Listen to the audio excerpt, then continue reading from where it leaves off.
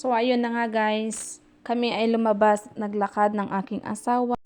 Pagdating ko kasi dito sa US guys, ay sira na po yung sasakyan ng asawa ko.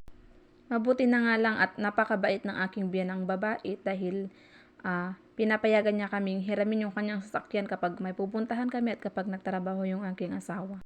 Dahil dito nga sa US ay hindi madali kapag ikaw ay walang sasakyan at ikaw ay magtatrabaho, ay kailangan mo talagang matutong mag-drive at kailangan mo talaga ng sariling sasakyan.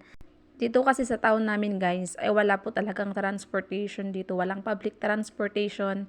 Kaya kailangan ay may sarili kang sasakyan para ikaw ay makarating kung saan ka man pupunta.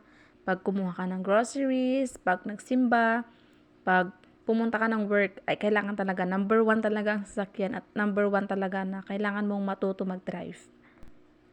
Karamihan din dito ng job guys ay talagang requirements talaga yung driver license, yung kailangan may sarili kang transportation para makarating sa work everyday.